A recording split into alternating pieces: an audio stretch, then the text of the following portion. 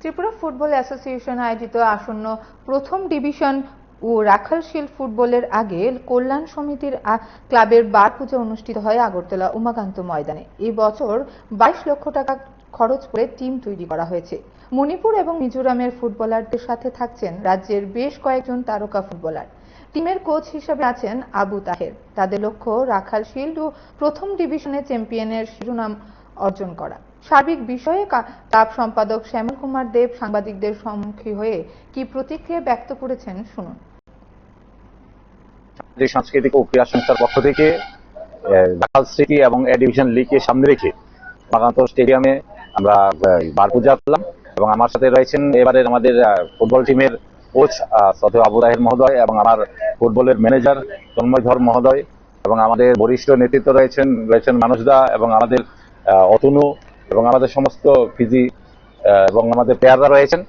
আমরা আজকে সকলে মিলে এসেছি, আমাদের ক্লাবের সদস্যরা রয়েছেন। আমি আজকের এই বার পূজায় যারা অংশগ্রহণ করেছেন এই প্রাকৃতিক দুর্যোগেও আমি সকলকে অসংখ্য ধন্যবাদ জ্ঞাপন করছি এবং আমাদের সমস্ত সাংবাদিক বন্ধুরা যারা রয়েছেন ওনাদেরকে আমি অনেক অনেক ধন্যবাদ জ্ঞাপন করছি। এবার আমাদের যে লক্ষ্য এ ডিভিশন এবং রাখাল স্মৃতিতে চ্যাম্পিয়ন হওয়ার জন্য সার্বিকভাবে আমাদের ব্যবসায়ীবৃন্দরা এবং আমাদের ক্লাবের যারা বরিষ্ঠরা রয়েছেন, আমার নেতৃবৃন্দরা রয়েছেন, তারা প্রত্যেকে আমাদের সাথে জড়িত রয়েছেন। প্রত্যেক সদস্যরা খুব ভালোভাবে আমাদের সাথে পরিশ্রম করছেন। আশা রাখছি এবারে আমরা রাখাল স্মৃতি এবং এ ডিভিশন লিগে খুব ভালো একটা পারফরমেন্স করতে পারবো। দর্শকরা খুবই আনন্দ পাবেন আমাদের টিম দেখে। আমাদের টিমে রয়েছেন 12 জন রয়েছেন। মণিপুর থেকে আমরা নিয়ে এসেছি ওনাদের অনেক সিনিয়র এবং এক্সপিরিয়েন্স খুব ভালো প্লেয়ার।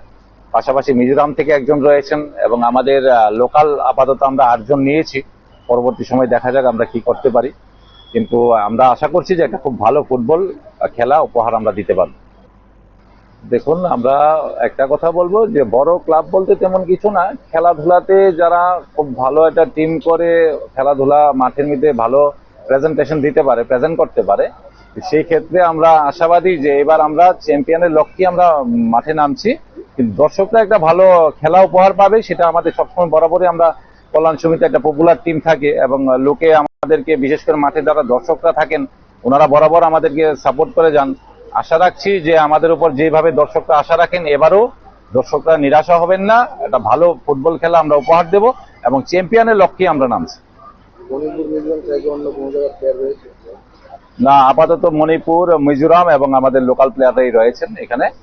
আগামী দিনে আমরা চিন্তা করব খেলার পারফরমেন্সের উপরে নির্ভর করে, সিচুয়েশনের উপরে নির্ভর করে আরো কিছু প্লেয়ার অ্যাড করা যায় কিনা, সেটা আমাদের কোচ রয়েছেন, ওনার সাথে পরামর্শ করে আমরা আগামী দিনে সেইভাবে দেখব। দল নিয়ে আমরা 100% আশাবাদী। এবার আমরা ফুললি চ্যাম্পিয়নের জন্য আমরা এবার নামছি এবং আমরা নিশ্চিত মোটামুটি আমরা এবার চ্যাম্পিয়ন হব। খুব ভালো টিম করেছি আমরা। আমাদের এবার বাজেট রয়েছে 22 লাখ।